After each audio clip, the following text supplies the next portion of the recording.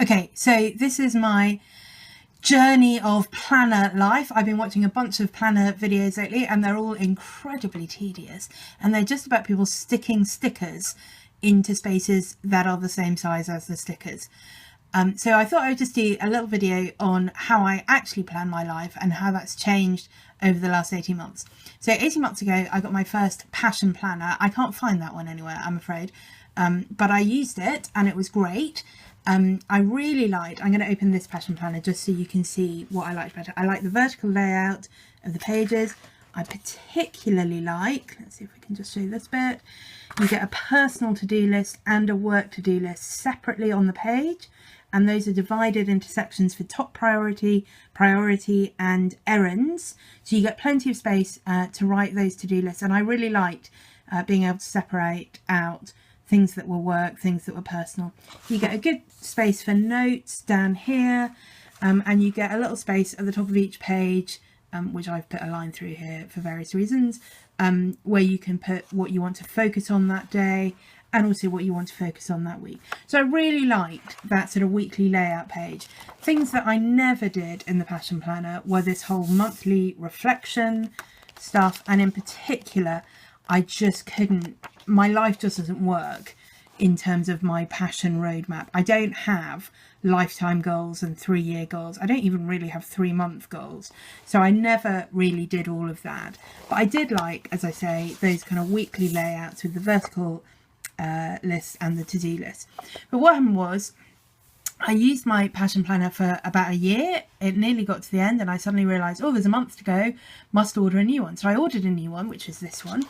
It's very pretty on the front, but this one is undated, and I have to say I did slightly struggle with it. I thought it would be fine, but it did irritate me quite a lot having to write the dates in, and I would always be, you know, planning something months in advance and realise the dates weren't there. And also the monthly pages are separate from the weekly pages, so you're kind of always having to flip back and forwards through the whole thing. So I didn't really love that. I did love that this has much paler printing in it. The original one I had was, this was all black and it was quite in your face, and I quite like this one, which is just much grayer and much easier to kind of write around. But I did like it and I was using it, and then, and it's all Natalie's fault, I'm going to put a link to her blog post at the bottom of this. She blogged about how she was using a modified version of the bullet journal, and I'd looked at bullet journaling before and just thought, gosh, that's way too complicated, I'm never going to do that. But Natalie made it look like, oh, actually this is something I could make work for me. So I got an orange Leuchtturm A5 dotted notebook, and the thing I love about this is you get an index page at the beginning, and you get, I don't know if you can see that, numbered pages all the way through. So it's really easy to make it work as a notebook. You can always find the things that you're looking for. So I started off doing some actual sort of bullet journaling kind of things, daily habits. You can see I filled that in for 2 days total. Oh no, 3 actually, if you go a bit further down. I did do one more later on. So that was pretty useless for me. Lists, work tasks, prayer lists, craft projects, sewing projects. You know, I got really into this. I had gratitude, obviously you can see I did that again for 1 day. Ideas for things, some writing that I was doing, gardening lists and so on. So I did do all of those kind of list things, and some of that was helpful and some of it, as you can see, I never really went back to. This is how it ended up working for me in a really good way. So let me find a page where I've got this, where I worked it out. Here we are. So this is how I ended up doing. I ended up printing out several of these weekly checklists, and these are lists which have things which I have to do every week divided into the different days I need to do them. Some of those things I only have to do once a fortnight, and that's fabulous because then I can just cross it off without doing anything. But I found that really helpful to me because I didn't want to keep writing those in my to-do list every week.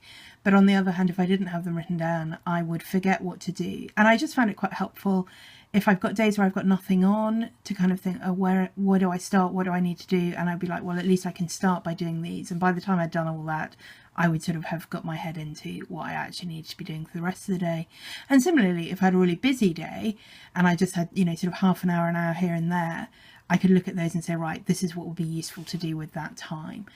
So I really like those weekly checklists. And then on the other side, I would have more general lists. So I would write the beginning of the week, and I would basically just do one of these a week, a to-do list, this week list, which those tended to be personal stuff, and this tends to be work stuff, and then little things which might be work or personal. There might be errands or whatever, and those headings change slightly every week. So I do have some planner stickers. I don't have many, but I do have these.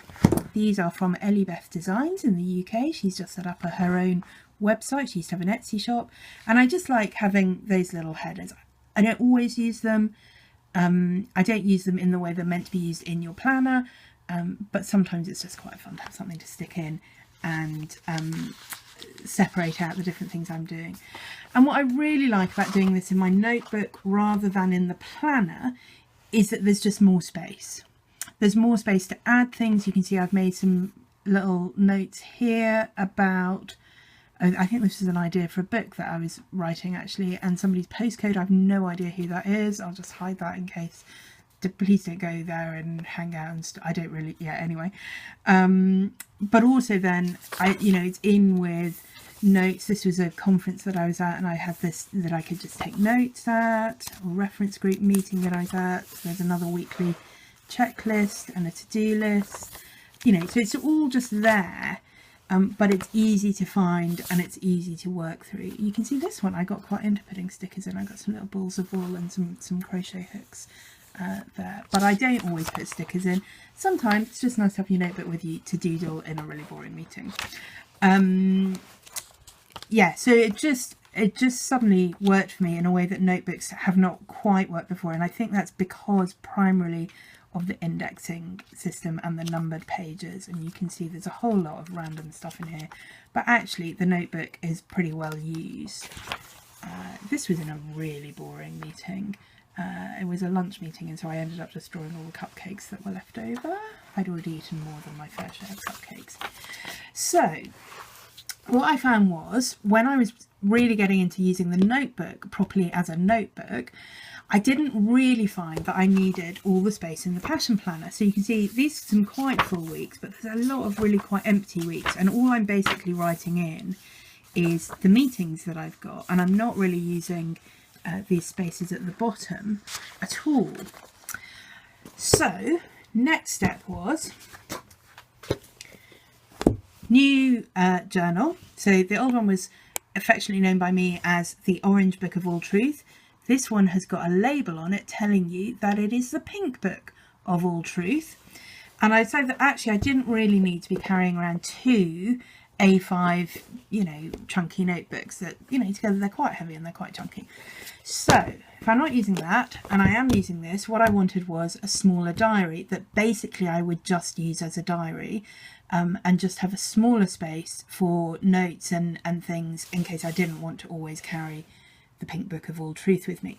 So this is what I now have, and I'm quite excited about this. This is a Marks Storage It Planner, 2016 to 2017. So it will go all the way to the end of December 2017, or I could decide in September that I want a new academic year one or whatever. Now the thing that's special about the Marks Storage It Diary is this pocket at the front, which you can store things in. That's why it's called a storage diary. So I'll just shut it instead of opening it. Now this is only an A6 size, so you can't store a whole lot of stuff in there, but I can see it being useful for storing train tickets or receipts or something like that. It also means that the whole thing's very customizable. You can take, this is just a paper cover, which you can take off completely and replace or decorate or colour. And what I like about this, unlike many small diaries that I looked at, it does have the nice vertical layout for the pages, and crucially for me, you get a whole page for Saturday and a whole column for Sunday. So you don't get that whole thing of Saturday and Sunday being half-sized. Sunday is almost always a work day for me. Saturday is also often quite busy, and a half-size Saturday and Sunday just doesn't work for me. So I really like the vertical layout. You have got space across the top if you want to put a focus for the day. You've got a little bit of space down the side if you want to write some notes. but also there's, you know, pages at the back if you want to write a few more notes. There's some quite helpful things in here if ever you need, you know, a subway map of Tokyo. I'll be the person to call. There's a place to write a few addresses, phone codes, all the sort of usual stuff that you might get in a diary. There's also, I like very much the year plan here, January to December. And I do have a plan for 2017 that I want to plan out my annual leave a whole lot better than I did this year. And I think that will be a really useful page actually for doing that. So that's where I'm at the moment. I'm going to have my little purple planner and my pink book of all truth, and that's what's going to keep me organised.